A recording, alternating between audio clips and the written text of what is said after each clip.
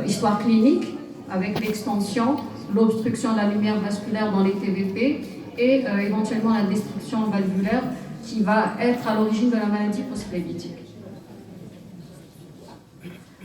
Les facteurs de risque donc, sont d'abord inhérents au terrain, d'accord, donc antécédents personnels de NTEV, antécédents familiaux premier degré de NTEV, surtout les personnes de moins de 40 ans, la thrombophilie, l'âge de plus de 40 ans, l'obésité. Nous avons aussi certaines pathologies et les traitements que vous connaissez, surtout la famille dont a parlé notre consoeur tout à l'heure, des oestrogestatifs. Tous ces facteurs de risque ont été, on va dire, groupés pour nous donner un risque élevé. Donc le risque élevé est défini par une possibilité de survenue d'une TVP de 40 à 80%, d'embolie pulmonaire fatale de entre 1 et 10%, ce qui est pas mal. Donc ça regroupe toutes ces pathologies-là, donc les fractures et la chirurgie orthopédique, la chirurgie du pelvis, la chirurgie oncologique, etc. Donc nous avons également des pathologies qui définissent un risque modéré et des pathologies qui définissent un risque faible. Donc je commence par la thrombose veineuse. Vous voyez déjà ici un examen écho-Doppler, donc une coupe longitudinale. Là c'est la fémorale commune gauche avec du matériel, vous voyez du matériel à l'intérieur. Donc c'est ça pratiquement qui va définir la présence d'une thrombose veineuse. Alors, donc la thrombose veineuse se définit comme une obstruction veineuse partielle ou totale par un thrombus endoluminal résultant d'une coagulation de sang dans une lumière veineuse. Alors, vous allez voir qu'on a 80% de localisation au-dessus de la poplité, donc on va appeler les thromboses veineuses profondes, et au-dessous de la poplité, voire même du transtibio-péronier, qu'on va appeler thrombose distale. Alors les signes locaux de thrombose veineuse profonde, vous voyez, il y en a énormément. Et là, on vous donne la sensibilité et la spécificité selon les auteurs, selon les séries. Vous voyez qu'il n'y en a aucun qui soit constant ni spécifique. C'est ça qui fait la difficulté du diagnostic clinique de la thrombose veineuse profonde. D'où la nécessité d'avoir des scores de probabilité pour pouvoir ensuite créer des arbres décisionnels, c'est-à-dire des algorithmes, afin d'avancer dans le diagnostic. Alors, les outils du diagnostic dans la TVP, c'est les scores de probabilité clinique, il y en a énormément, le Wells modifié, le Genève, l'Amsterdam, etc. Nous avons également les fameux dédimères et surtout donc, l'examen de certitude qui est l'écho-Doppler veineux. Alors, les scores de probabilité clinique, quels sont leurs objectifs? L'objectif, c'est de prédire le diagnostic de TVP. Ils sont utilisables en consultation. Ils vont permettre d'orienter la décision d'anticoaguler ou pas. Imaginez-vous, vous êtes aux urgences un jeudi soir où tout va être fermé pratiquement tout le week-end. Vous n'aurez pas donc l'occasion de faire un écho-Doppler. Ces scores de probabilité vont vous permettre de vous aider à prendre la décision thérapeutique sans attendre. Donc, éliminer le diagnostic de TVP, point d'interrogation, on va le voir tout à l'heure pourquoi.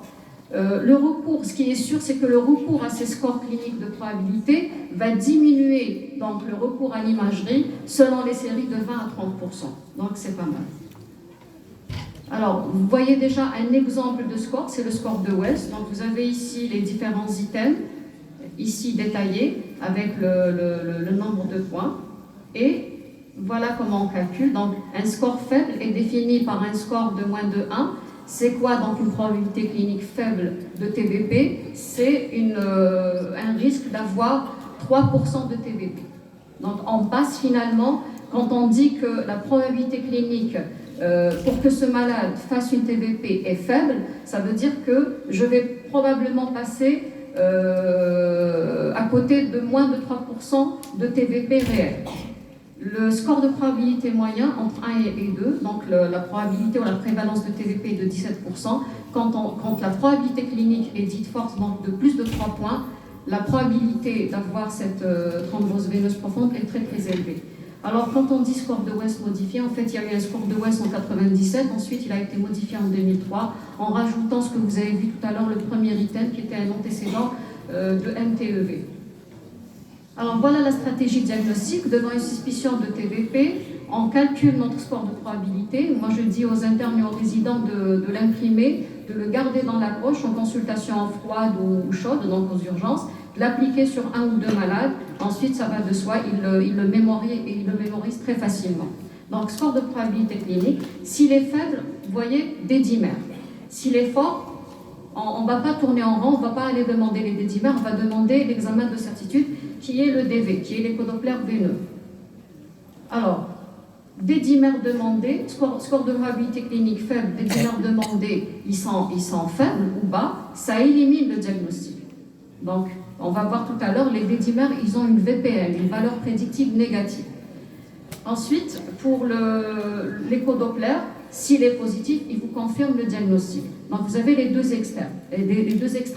L'élimination du diagnostic grâce à une probabilité clinique faible et des dédimères bas, et la confirmation du diagnostic avec une probabilité clinique forte et un échodoppler veineux qui est positif, qui montre la thrombose. Les dédimères, c'est quoi? C'est tout simplement les produits de dégradation de la fibrine qui témoignent de la liste d'un thrombus. Il y a beaucoup de faux positifs, 5 à 10%, mais énormément de faux positifs. Regardez, dans toutes ces situations, on peut trouver des dédimères qui sont élevés. C'est pour ça qu'ils ne sont pas utiles dans toutes les situations. Ils ne seront utiles que quand la probabilité clinique est faible. Donc ça me donne l'occasion pour mettre un petit peu le haut là, quant à la prescription abusive et la demande abusive de dédimères. Dès qu'on suspecte une embolie pulmonaire, dès qu'on suspecte une thrombose veineuse, on demande des dédimères et puis après on ne sait pas quoi en faire. Ça a été le cas par exemple durant le Covid. Donc oui, c'est vrai que les dédimères étaient étudiés, ça a été prouvé comme étant un paramètre pronostic, de mauvais pronostic, c'est très élevé, mais ça ne vous donne pas le diagnostic d'embolie pulmonaire. Alors il y avait des gens qui ont demandé des dédimères, ils les ont trouvés très élevés, de l'ordre de 2000, 3000, voire plus, et puis ces dédimères sont restés très longtemps positifs. Après on m'appelle pour me dire « Qu'est-ce qu'on fait madame? On arrête les anticoagulants ou pas ?» Moi, je réponds à la chose suivante. Ce n'est pas moi qui ai mis les anticoagulants, ce n'est pas moi de les arrêter. Il faut voir pourquoi vous avez donné ces anticoagulants, sur quelle base scientifique. Ensuite, vous allez vous débrouiller tout seul. On ne demande pas des dédimères, on ne traite pas des dédimères élevés. On traite un patient avec des antécédents, un niveau de risque, une probabilité clinique. Le mieux, c'est avec un diagnostic de certitude, mais on ne traite pas un taux de dédimère. Donc, c'est après cet épisode Covid, il persiste encore ces habitudes un petit peu fâcheuses de demander des dédimères à tout va.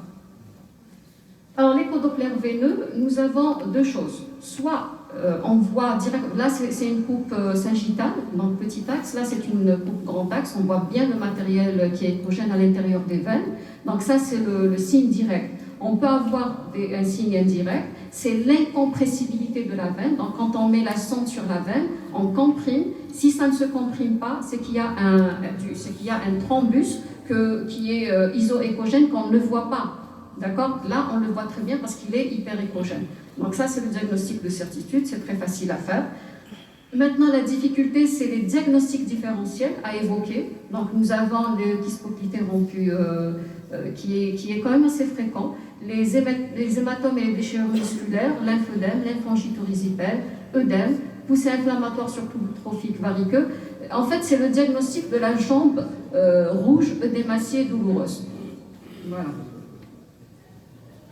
Sur le côté bilan étiologique, donc c'est pareil, on fait le même bilan étiologique qu'il s'agisse d'une TVP ou d'embolie pulmonaire. Hein. Donc c'est la recherche, c'est les tiroirs. Hein. Le tiroir néoplasique, le tiroir des thrombophilies, des maladies générales, d'accord? Alors le problème de la thrombophilie, il se demande normalement dans des situations particulières. Je crois que j'ai la plaque ici. Voilà, dans des situations un petit peu particulières, donc un âge jeune, une TVP qui est récidivante avec une histoire familiale de TVP, une TVP de siège insolite, donc quand je dis insolite, donc ça peut être une TVC, thrombose veineuse cérébrale, thrombose digestive, veine rénale, etc. À la recherche d'un anticoagulant circulant ou des APL quand on suspecte donc le SAPL, donc le syndrome des antiphospholipides, chez des patientes qui font des ABRT à répétition. en cas de thrombopénie périphérique, en cas de PSA allongé, hors traitement héparinique. Donc voilà les situations pour lesquelles il faut absolument faire le bilan de thrombophilie. Mais je vous dis la vérité, on la demande pratiquement à tout le monde, même si c'est un premier épisode, même s'il est expliqué. Seulement, il faut savoir une chose, on ne le demande pas le premier jour où on met les anticoagulants. D'abord, le bilan de thrombophilie, il est faussé quand on a un thrombus frais. Donc, il faut compter pratiquement 3 mois, il ne faut pas le demander pendant les 3 premiers mois. Donc, ça nous donne le temps de traiter à l'aise notre patient, que ce soit une TVP en embolie pulmonaire, de faire une fenêtre thérapeutique de 4 semaines avec les anticoagulants, surtout les antivitamines K, et de demander tranquillement le bilan de thrombophilie. Donc, il est inutile de le demander en phase aiguë, il est inutile de le demander sous traitement anticoagulant, il est inutile d'arrêter un traitement anticoagulant à la phase aiguë pour demander un bilan de thrombophilie, c'est un non-sens. Alors l'embolie pulmonaire, on y arrive, vous voyez ici c'est une image un petit peu historique, hein. Là il y a une image d'arrêt complètement, là c'est une grosse artère, c'est la grosse branche qui a été obstruée, donc il y a tout le poumon qui pratiquement est ischémique. Alors, c'est la conséquence de l'obstruction d'une ou plusieurs branches de l'artère pulmonaire par un caillot sanguin à point de départ veineux ou par un quelconque corps étranger circulant. Parce qu'on peut avoir des cellules cancéreuses, on peut avoir des emboles septiques, on peut avoir du liquide amniotique, on peut avoir des bulles, donc de l'embolie gazeuse, etc. Donc, par définition, on dit embole cruorique, mais il n'y a pas que les thrombus qui obstruent. Alors, sur le plan épidémiologique, je vais attirer votre attention sur ça. Dans la population hospitalière tout venant, une embolie pulmonaire surviendrait chez 15 à 20 patients sur 1000 et serait fatale chez 3 à 5 patients sur 1000 avec un diagnostic antémortem qui n'a pas été fait dans environ 10 à 30% des cas. C'est-à-dire, beaucoup de nos malades qui décèdent, nous on dit arrêt cardio-circulatoire, mais en fait c'était une embolie pulmonaire. Malheureusement, comme on ne fait pas d'autopsie, donc on ne le sait jamais. Alors, bien que strictement asymptomatique sur le plan pulmonaire, près d'un patient sur 2 qui présente une thrombose veineuse profonde proximale, donc au-dessus du genou, comme je l'ai dit tout à l'heure, présenterait aussi une embolie pulmonaire. Il faut savoir que 15% des patients qui décèdent de cause inconnue à l'hôpital présentaient en fait une embolie pulmonaire. L'embolie pulmonaire, c'est la principale cause non carcinologique de mortalité des patients atteints de cancer et c'est aussi la première cause extra-obstétricale de décès des parturions. Donc, les gens qui disaient 40 jours, eh ben, c'est les TBP, c'est les embolies pulmonaires et c'est tous les problèmes du postpartum. Sur le plan clinique, on va avoir également des signes fonctionnels et des signes physiques. Vous voyez déjà donc, les pourcentages, hein, pour vous dire qu'il n'y a rien de constant, il n'y a rien de spécifique. Mis à part la fameuse tachycardie, cette tachycardie qui est là, qui n'est pas justifiée, qui n'est pas expliquée. Très souvent, il n'y a que cette tachycardie qui nous oriente vers un problème. Sur le plan physique, vous voyez, de la fièvre, quelquefois c'est des fièvres importantes, hein, qui peuvent simuler une bronchopneumopathie, de la cyanose, de la tachycardie. Alors cette tachycardie, vous voyez, 90%. Et dans les cas très graves, on peut avoir donc du choc, de l'hypotension artérielle, carrément un collapsus cardiovasculaire. On peut avoir des signes d'insuffisance cardiaque droite. Donc c'est un CPA, un cœur pulmonaire aigu. Donc c'est des signes droits qui arrivent comme ça, de façon impromptue, de façon soudaine chez un malade. Ça nous oriente vers une embolie pulmonaire grave. Ce qu'il faut aussi ne pas oublier, c'est la recherche de signes de phlébite. Quand on suspecte une embolie pulmonaire, il faut aller rechercher les signes de phlébite. On a dit ça peut être asymptomatique. On va aller rechercher les signes de phlébite. Si on a l'opportunité de faire, ou l'occasion de faire un échodoppler veineux, il faut le faire. Si j'ai en face de moi une suspicion d'embolie pulmonaire et que à l'échodoppler ou cliniquement j'ai une TVP, ça me conforte dans mon raisonnement, ça me conforte dans mon diagnostic et je vais aux anticoagulants. Alors voilà un autre, donc comme vous avez des scores de probabilité clinique pour la TVP, vous en avez aussi pour l'embolie pulmonaire. Donc vous avez par exemple le score de Genève et vous avez également le score de Wells ici pour l'embolie pulmonaire, hein, qui est différent de la TVP. Et puis ici vous avez le calcul du score, hein, faible 0,1, intermédiaire et élevé.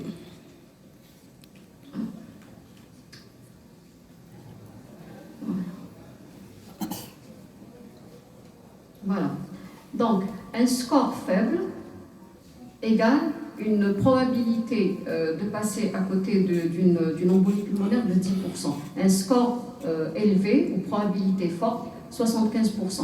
Donc, ces scores de probabilité clinique, ils ne vont pas vous poser le diagnostic, mais en fait, ils sont là pour éventuellement vous orienter dans le choix des examens complémentaires que vous allez faire. C'est très, très important. Alors, les examens complémentaires, on les divise en deux. Donc, vous avez les examens complémentaires qu'on appelle de première intention. Donc, c'est le premier panier où on a les examens facilement accessibles, facilement réalisables. Donc, la radio pulmonaire, le CG, les gaz du sang éventuellement. Il faut savoir une chose, c'est que dans un quart des cas, le téléthorax est normal. Donc cette fameuse, ce qu'on a étudié en sémiologie, cette fameuse opacité à sommet hilaire à base externe, c'est très rare. Maintenant, cette radio pulmonaire, quand on la fait, même si elle est normale, elle va vous exclure des diagnostics différentiels. Donc déjà, on avance dans le raisonnement. Il en est de même pour le CG. Le fameux aspect S1Q3 est très très rare. On peut avoir un bloc de branche droit. Mais pareil, pour le CG, ce qui est constant, c'est la tachycardie. C'est assez constant, une tachycardie qui est là, qui s'est installée, qui n'est pas expliquée. Il n'y a pas de fièvre, il n'y a pas d'hyperthyroïdie, il n'y a rien qui l'explique. Elle est là, elle est tenace. Et comme je l'ai dit tout à l'heure, le CG est là pour vous éliminer les diagnostics différentiels dont on n'a pas besoin. Les gaz du sang, c'est pareil. Donc, au total, la proportion d'embolie pulmonaire confirmée devant une situation clinique va varier de 15 à 20%. C'est tout. On passe à côté de 80% pratiquement d'embolie pulmonaire. Et le CG et le téléthorax vont apporter beaucoup plus l'élimination des diagnostics d'exclusion, des diagnostics différentiels. Donc, d'où l'importance des scores cliniques, qui sont certes insuffisants pour affirmer ou infirmer le diagnostic. Ils ne peuvent pas vous faire seul le diagnostic, mais ils vont être indispensables pour demander le reste des examens cliniques, qu'on appelle donc les examens de deuxième intention, qui sont donc les dédimères, l'échodoppler veineux, la scintigraphie pulmonaire, l'échocardiographie et l'angioscanner. Donc on va voir un petit peu, si vous permettez, rapidement, mais dans le détail. Les dédimères, je reviens. Ce n'est pas tous les dédimères qui sont interprétables. Il faut vérifier sur vos bilans que ça a été fait avec la méthode ELISA ou bien la méthode LIATEST. D'accord ? Ensuite, pour le niveau, donc le seuil, moins de 50 ans, c'est les 500 microgrammes, plus ou égal à 50 ans, ça va être un seuil ajusté à l'âge. Donc si j'ai un sujet qui a 78 ans, son seuil, ça va être 780 microgrammes, ça ne va pas être 500. D'accord ? Donc, il faut retenir aussi la VPN, donc la valeur prédictive négative. Donc, c'est quand ils sont bas qu'ils sont utiles. Quand ils sont élevés, il y a beaucoup trop de faux positifs pour pouvoir raisonner. Donc, ces dédimères vont être associés avec le score clinique, et quand le score clinique est bas, ou la probabilité clinique est basse, avec des dédimères qui sont bas, là, ça me permet d'éliminer la TVP ou l'embolie pulmonaire. Je suis à l'aise. Là, c'est une étude qui a été publiée dans le Lancet, c'est l'étude YILS. Donc, cette étude de YILS, ils ont fait un algorithme qui va se baser sur les dédimères et sur 3 items qui ont été tirés du score de Wells. Donc, avec ça, avec ce raisonnement, ils ont pu économiser 48% d'examens d'imagerie. Avec ce raisonnement, ils ont pu économiser 48% d'examens d'imagerie. C'est pas mal, hein? On est pratiquement de l'ordre de 50%. Là, c'est le score de PERC, donc qui utilise les 3 premiers items du score de Wells. Donc, pratiquement, les auteurs, ils ont essayé de travailler sur la façon de nous rapprocher du diagnostic, de nous rapprocher vite du diagnostic. Alors, voilà l'échodoppler veineux des membres inférieurs. Donc, le signe principal, c'est la présence de matériel échogène, l'incompressibilité veineuse. Vous voyez la sensibilité et la spécificité qui est de 96% comparée à la phlébographie, à tel point qu'on ne fait plus maintenant de phlébographie, qui est un examen qui est invasif et qui est difficile à interpréter. Donc, l'échodoppler veineux nous donne facilement ce diagnostic. Je vous rappelle que dans 75 à 95% des cas, l'embolie pulmonaire a pour origine une TVP des membres inférieurs.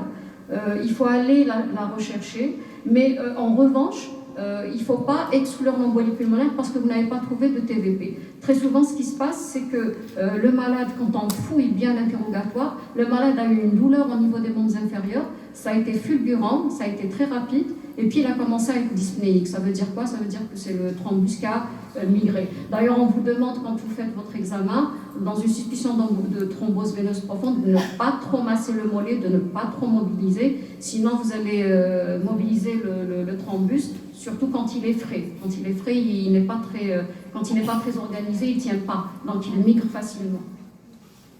Alors, l'échographie cardiaque transthoracique, j'étais dans un service où on disposait donc d'échodopplères cardiaques et d'échodopplères vasculaires.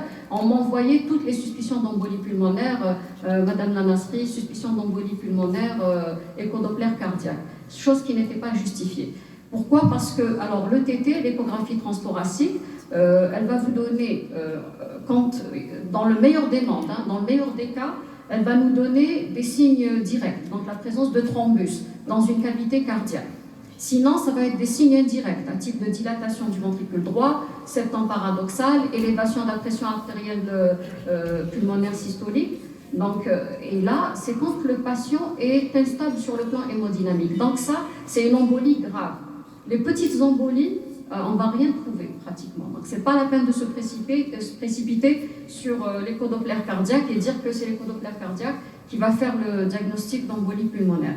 Donc cet examen, on va le réserver aux malades hémodynamiquement instables parce que déjà, pour éliminer ou pour trouver un diagnostic, ça peut être une péricardite, ça peut être un IDM, ça peut être une endocardite, etc. Et si c'est une embolie pulmonaire, là, il pourra nous montrer un cœur pulmonaire aigu, donc une dilatation du VD, des pressions de remplissage du VD qui sont élevées, etc. Donc là, c'est également une image historique. Vous voyez donc OG, VG, OD, VD, septum interventriculaire, septum interauriculaire, du matériel intra-OG, donc deux thrombus intra-OG et un thrombus intra-VD ici. Mais ça, c'est historique. Bon, ça ne veut pas dire qu'il n'y en a plus. Il y a 15 jours, on a eu un malade qui a fait un thrombus de l'apex du VG. Mais c'était suite à un syndrome coronarien. Alors, la scintigraphie pulmonaire, c'est toute une histoire. La scintigraphie pulmonaire, d'abord, il faut l'avoir à disposition. Donc, si vous en disposez, il faut prendre, on va dire, la précaution de faire un téléthorax avant. Parce que si vous avez un téléthorax qui est sale, la scintigraphie pulmonaire, elle va être ininterprétable. Vous imaginez, vous allez envoyer un malade sans avoir fait de téléthorax. Vous l'envoyez par exemple nous à Intaya, on l'envoyait à Beblouet. Il faut d'abord l'envoyer avant 16 heures. Alors imaginez, il arrive d'Intaya à Beblouet, vous imaginez un petit peu la circulation à Alger. Il arrive, le radiologue, il voit qu'il n'y a pas de téléthorax, il est obligé de lui faire un téléthorax et puis il trouve des anomalies au téléthorax. Il va vous le renvoyer et il peut décéder en cours de route. Donc, prenez la précaution de faire un téléthorax avant d'envoyer à la scintigraphie. Maintenant, la scintigraphie, c'est deux temps. C'est la scintigraphie de perfusion et la scintigraphie de ventilation. Donc, elle étudie l'arbre artériel et l'arbre bronchique. Donc, la définition va être donc, normale. Là, c'est la classification de Pioped. Elle classe l'interprétation de la scintigraphie en normale, haute probabilité ou non forte, forte, non forte. Donc, normale, on va trouver des clichés de perfusion et de ventilation qui sont pratiquement superposables. Il n'y a ni d'effet en ventilation, ni d'effet en perfusion. Je vais vous montrer des clichés tout à l'heure. Haute probabilité, donc Pioped supérieur ou égal à 2, donc on va trouver des défects segmentaires de perfusion sans défects ventilatoires, c'est-à-dire qu'on va avoir des problèmes au niveau des clichés de perfusion, mais les clichés de ventilation vont être tout à fait normaux, c'est tout à fait normal. Alors le problème avec la scintigraphie, c'est que cette probabilité forte, elle est rare. Donc très souvent, on se retrouve avec des probabilités cliniques non fortes. Donc, c'est un examen non conclusif, donc il ne va pas trop avancer. C'est pour ça qu'il faut s'aider de la probabilité clinique. Quand on a une probabilité clinique forte, vous allez voir dans les algorithmes, quand on a une probabilité clinique forte et une scintigraphie qui est un peu mitigée, on sera en droit de donner le traitement.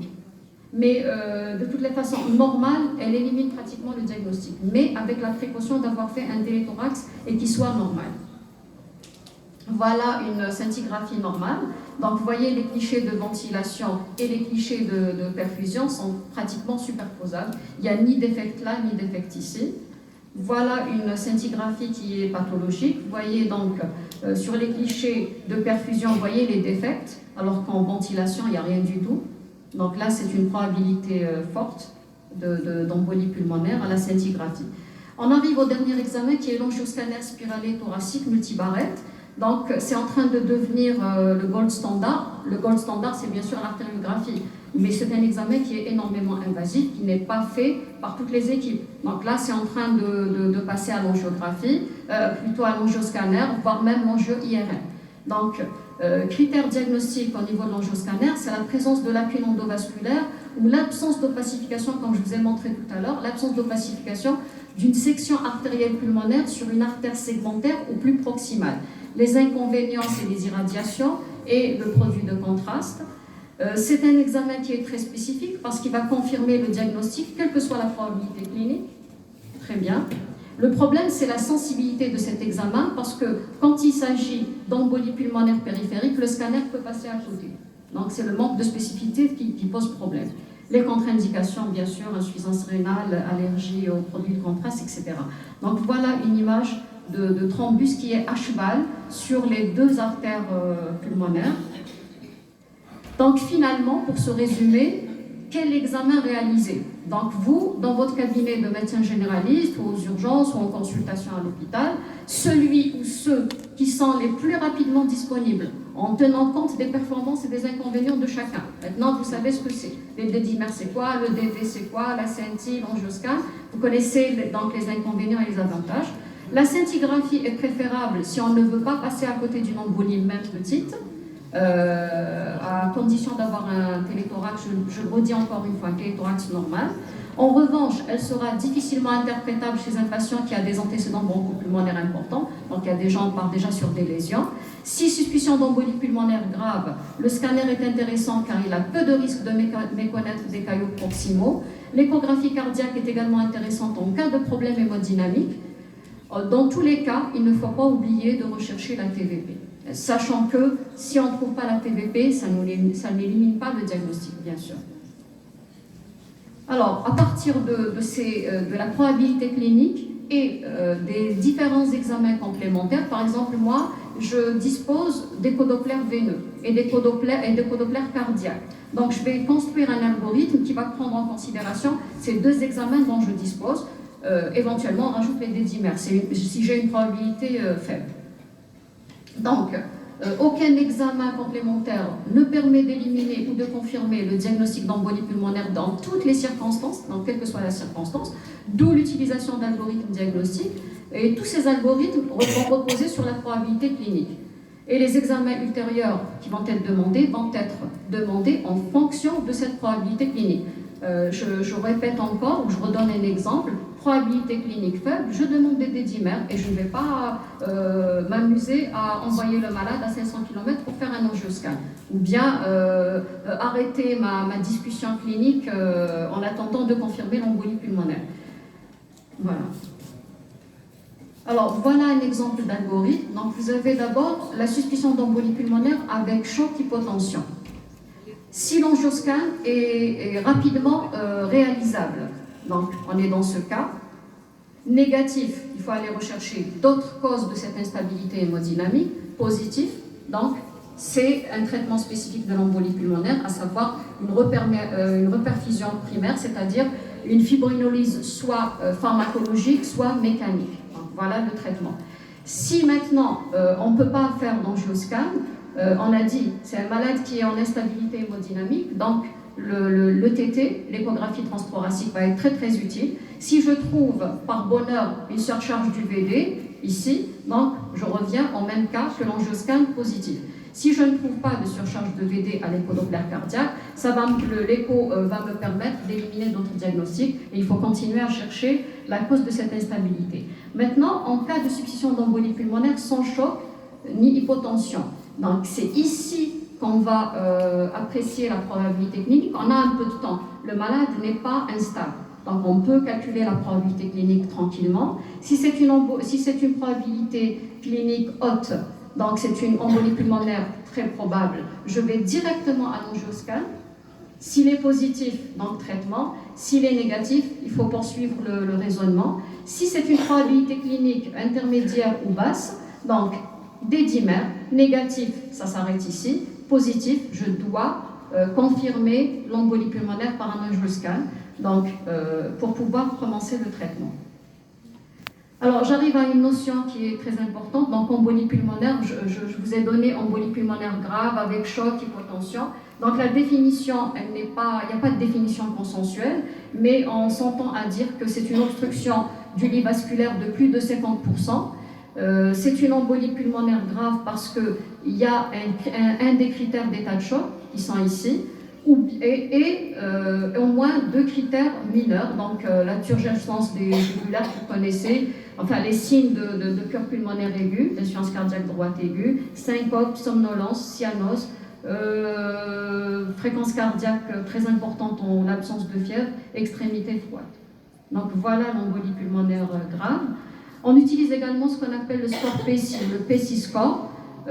Donc vous avez l'original et le simplifié, on a essayé de le simplifier, mais de toutes les façons, il nous permet de classer le patient en 5 stades, selon le nombre de points qui a été collecté. Et puis ce score PESI va être utilisé pour apprécier le niveau de risque. Quel risque? C'est le risque de mortalité à 30 jours de l'embolie pulmonaire. Donc le risque dont on va parler maintenant, c'est le risque de mortalité à 30 jours. Donc le score PESI, donc il va être intégré dans ce calcul-là, dans ce calcul du niveau de risque. Vous avez ici en bas, donc l'absence d'état de choc, le score PESI qui est à moins de 3. Là, on ne continue pas, hein, on ne fait pas de Doppler cardiaque, on ne fait pas de troponie ni de BNP. Là, c'est un risque qui est bas, on ne continue pas. Maintenant, vous avez ici le risque élevé. Donc, on a un état de choc, on a un score PESI qui est entre 3 et 5. Quand on fait l'échodoppler cardiaque, on a une surcharge VD. Et quand on fait les troponines et les BNP, ils sont positifs. Donc ça, c'est le risque élevé. Donc là, c'est l'indication à la thrombolyse. C'est ces malades-là qu'on thrombolyse. Ceux-là, c'est de l'ordre de l'anticoagulation. Maintenant, on a un problème avec ce risque intermédiaire. Il a été divisé récemment en haut et bas. Alors, le bas, donc il n'y a pas d'état de choc, mais un score PESI qui est à 3, 4, d'accord? Et il y a un des critères qui est positif. Soit on a une surcharge du VD, soit on a troponine ou BNP qui est positif. Donc là, c'est un risque intermédiaire bas, d'accord? Là, le traitement va rejoindre ce risque-là, ce niveau-là. Le risque intermédiaire haut, on n'a pas d'état de choc, on a un score PESI qui est entre 3 et 5, mais on a une dysfonction VD et un pro-BNP ou une troponine qui sont élevés. Là, c'est un risque intermédiaire haut et la discussion, c'est la thrombolyse. On discute la thrombolyse, donc il se rapproche de ce score élevé. Donc voilà pourquoi un petit peu c'est la nouveauté, pourquoi on se casse la tête un petit peu à calculer le score PESI, à faire le TT, à doser le BNP et troponine. Donc en conclusion, la stratégie diagnostique est un processus à plusieurs étapes. Émettre l'hypothèse d'une embolie pulmonaire ou d'une TVP, estimer la probabilité clinique, doser les dédimères si la probabilité clinique n'est pas forte, ou bien prescrire un examen qui est d'emblée conclusif, soit une échographie veineuse des membres inférieurs, soit un angioscan, et surtout ne pas omettre d'évaluer la gravité d'embolie pulmonaire. Et je vous remercie.